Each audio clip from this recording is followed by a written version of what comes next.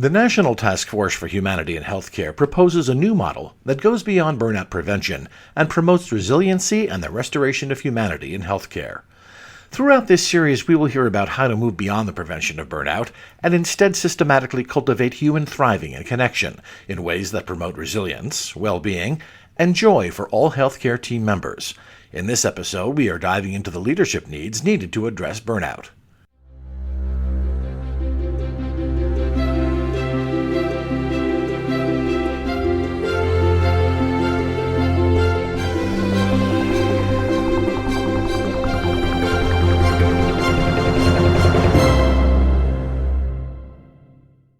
Welcome to Advancing Health, a podcast brought to you by the American Hospital Association. I'm Tom Hetterly, Senior Writer for AHA. In this episode, Elisa Arespacochaga, Vice President of AHA's Physician Alliance, speaks with Dr. William Maples, President and CEO at the Institute of Healthcare Excellence, and Dr. Ronald Paulus, President and CEO of RAPMD Strategic Advisors and Executive in Residence at General Catalyst. Dr. Paulus is the immediate past president and CEO of Mission Health. Welcome to another podcast in the American Hospital Association's ongoing series where we focus on important issues facing clinician leaders. I'm Elisa Arespacochaga, Vice President of AHA's Physician Alliance, and today we're talking about the leadership needs to address burnout. I'm joined today by Dr. Bill Maples, President and CEO of the Institute for Healthcare Excellence, and Dr. Ron Paulus, President and CEO of RAPMD Strategic Advisors, Executive in Residence at General Catalyst, and the immediate past President and CEO of Mission Health. So really excited to share with you the thoughts of these two leaders in the field. Let me start with you, Dr. Maples. Tell me a little bit about yourself and your experience that got you to this point and this work that you're doing on resilience.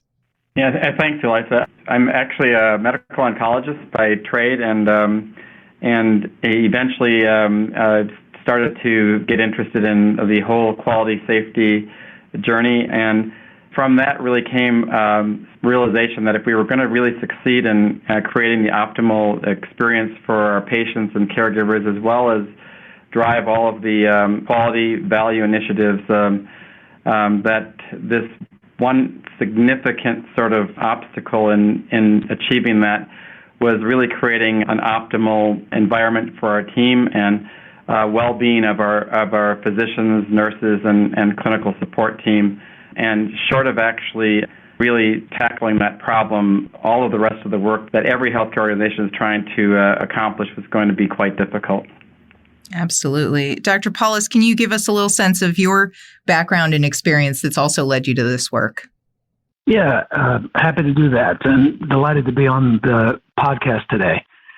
So I'm also a physician by training, but as my wife says, you're not a real doctor anymore, don't touch the kids. So I have spent most of my career in various business roles, most recently as the president and CEO of Mission Health in Asheville, North Carolina. And it was really there where I began to appreciate the impact that burnout, resilience, challenges that were in the way of achieving the outcomes that we had, both through direct observation as the CEO of a rural health system that was faced with all of the realities of a difficult payer mix and opioid addiction and so many things that are present in our health system today. And also through my work with Dr. Maples and Dr. Bridget Duffy with the National Task Force. And so I have become a tried and true believer that focusing on resilience and eliminating burnout is essential to achieving both patient outcome goals and the financial goals that we all have and need to deliver on in the world that we live in today. Great. And I'm going to direct the first question to you, Dr. Paulus, because I think you've heard this very much from your colleagues. How do your health system leader colleagues, typically react when they hear about burnout in healthcare? And I think if you could make the distinction between those who have trained as physicians and those who haven't. Yeah, I think actually there's probably more similarity between the clinicians and non-clinicians at this point. It used to be, at least in my experience, that when someone would bring this up, say 5 years ago, 6 years ago, whenever we started a lot of this work, that honestly and disappointingly, there was a lot of eye rolling. and sort of, a suck-it-up mentality that might have been even more prevalent in the clinician community than the administrative community. But today, after so much sort of focus and publicity and dialogue on this, now when you bring it up, there's a more immediate acceptance of concern. But it sometimes comes with a sense of, yeah, I know it's a problem, but what can I actually do about it? So I think we've gotten to a point where there is a much broader recognition, but still without sort of a conviction of there's a solution to this and there's a solution that's economically viable. And Dr. Maples, what is your burning platform when you talk with some of these leaders? Why does workforce well-being matter to performance, to the bottom line? What's all the evidence that you share with people when you're trying to help bring people to a solution? Yeah, I think, a focus of most healthcare systems is to really deliver highly reliable, safe, efficient care. And at the core of that is really forming a team that can truly work in an incredibly efficient and effective way. And at the heart of really creating that team and the teamwork that we all know is critically important to reaching our mission is the environment in which we work in. Some interesting research has shown that 26% of our own burnout is really connected with the people that work around us, and likewise, the thriving of the people that work around us. I think we all realize when we come to work and we're working with certain teams that some teams bring us down and drain our energy, and others actually infuse energy into our work. And with that in mind, there's really hard scientific data that, when we are working in an environment where our team is burnt out and our energy is being sort of drained, our clinical outcomes, including mortality, safety, medication errors, the whole experience culture that we create is negatively impacted, which has its own financial ramifications. But in addition to that, turnover of individuals who are affected by burnout is perhaps twice as great as those that are not, which creates a financial burden for the healthcare system up to $9 billion to really deal with the nursing turnover, and maybe up to $3 billion a year estimated to deal with the physician turnover.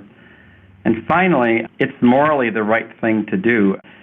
When you look at the far end of the spectrum of burnout, we really run into the problem of suicide. And unfortunately, physician suicide is about twice that of the general population, the highest of any profession, where we lose 300 to 400 physicians a year.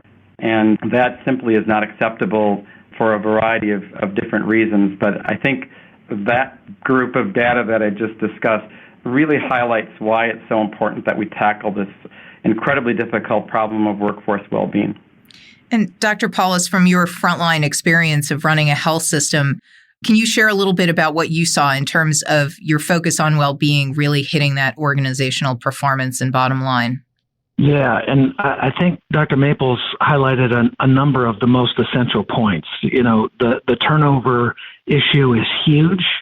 When you think about not just the cost of replacing a physician lost to burnout, but also the lost revenue that occurs both from the physician's practice and from those cases that might be treated in a hospital setting. So the combination of those two is really, really significant.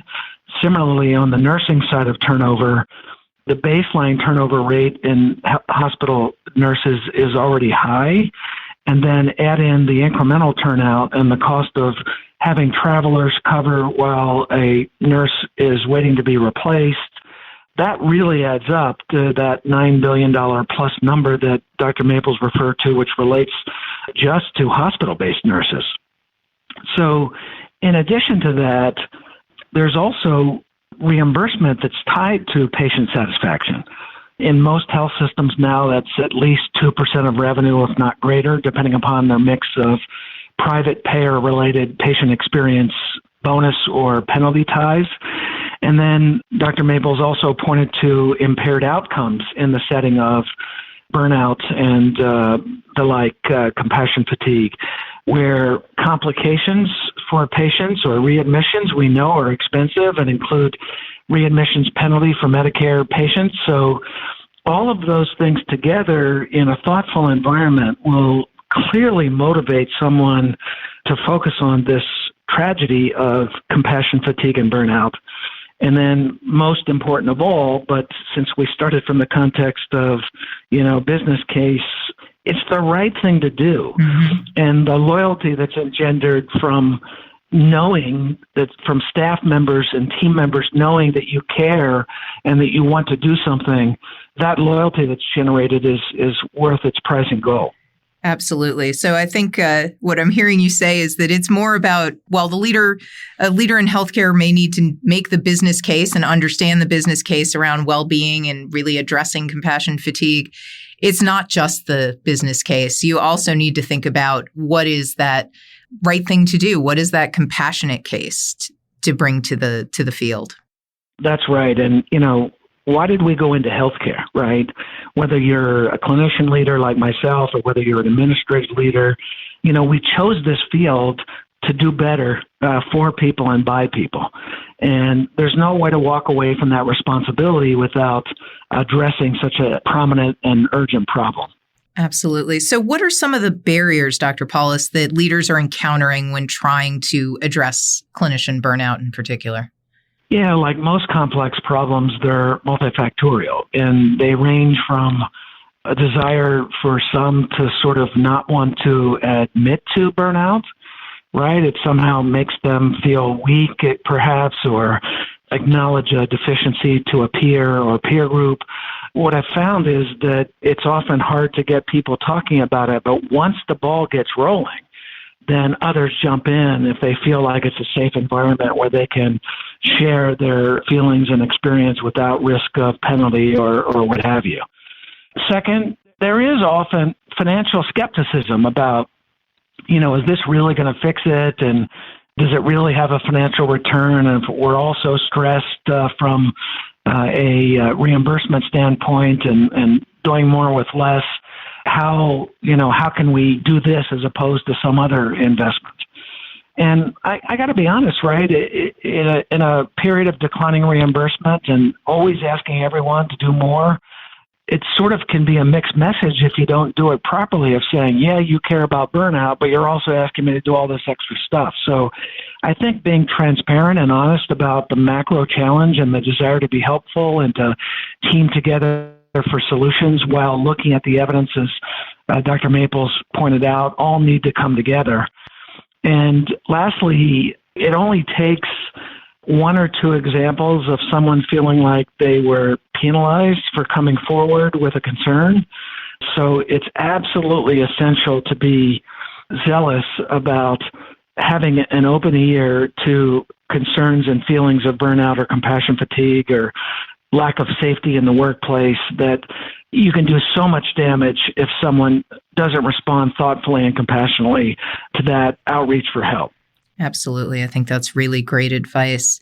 So, Dr. Maples, how can leaders start to change this conversation to focus on those strengths rather than working, identifying weaknesses, and look for ways to be very compassionate in the way this is addressed so that you avoid those kinds of potentially damaging situations where if you aren't approaching it correctly, you can do more damage than having not brought it up at all? Yeah, I think it's a great question and sort of multiple aspects to my response here. First of all, I think we need to stop and pause and really have the discussion with leaders that do they understand the importance of actually and the impact of shifting the conversation and the focus to strengths rather than on weaknesses. Traditionally in medicine, we are really quite good at asking, what did we do wrong? Where did we screw up? What's the problem? And so often our conversation is really focused on that, which actually gets to weaknesses and deficiencies. And so I think first and foremost, we have to stop and help our leaders understand that the conversation needs to be changed and why it needs to be changed, the science behind that, and the impact around shifting the conversation.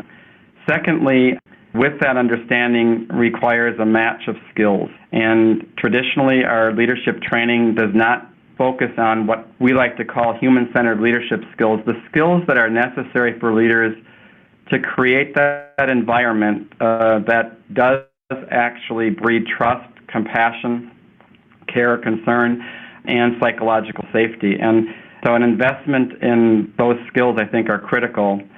And then with those skills really comes a reframing and what I think is the most critical job that leaders need to do, and that is to provide feedback. We actually like to call it feed forward in terms of how we can help people reach that excellence, but in a way that emphasizes how we can build on our strengths. So requires incredible presence to really have leaders understand when their team members are really exhibiting behaviors that get to the outcomes that we want and to really call that out in the moment. We call it that moment, where we truly focus on strengths and help people really expand their performance based on actually improving their strengths rather than trying to fill in what might be missing. And so that really requires a reframing of skills in that whole space.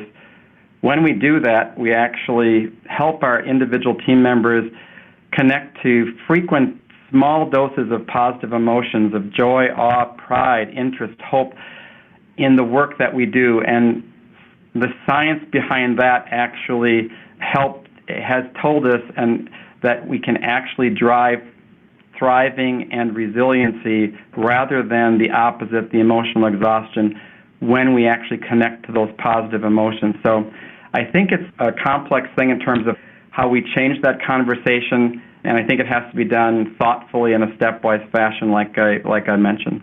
Absolutely. It sounds like that's definitely one conversation at a time, but a definite focus and drive to do so.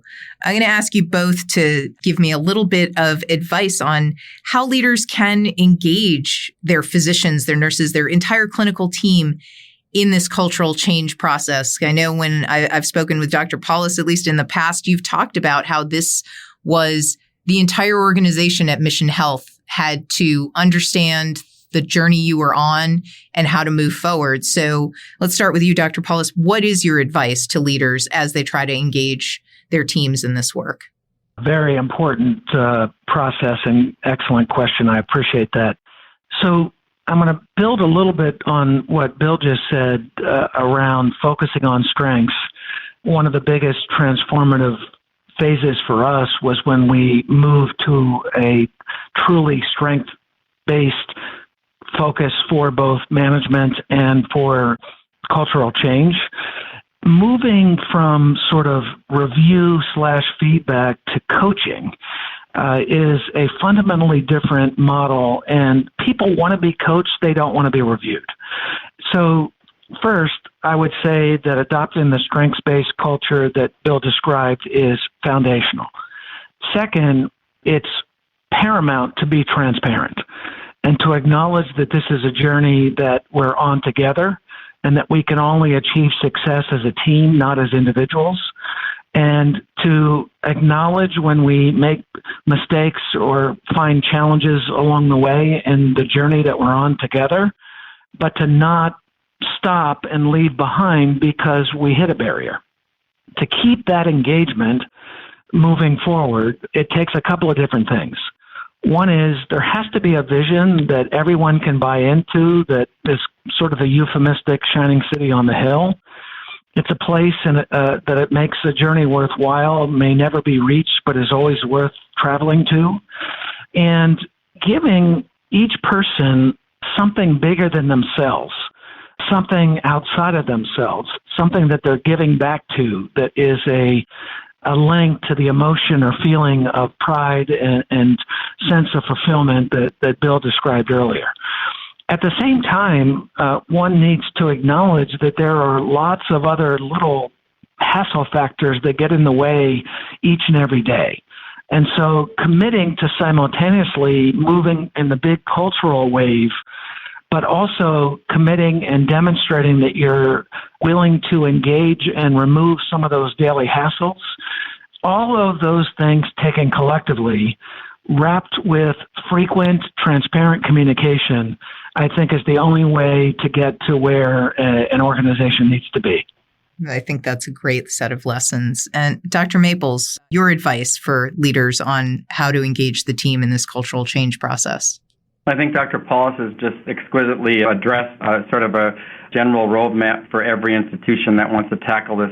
All of his points are incredibly valuable. I perhaps can add a few practical points that I found have been helpful as we've worked with institutions in this journey, and that is to make certain that you identify physicians, nurses, caregivers who really have an understanding and a passion for the importance of the work, and whatever way that you can leverage them in being the facilitators, the messengers of the work, can help really break down barriers for their colleagues to actually, engage in the work of the organization as you try to really create this ideal workplace culture where you're focusing on well-being.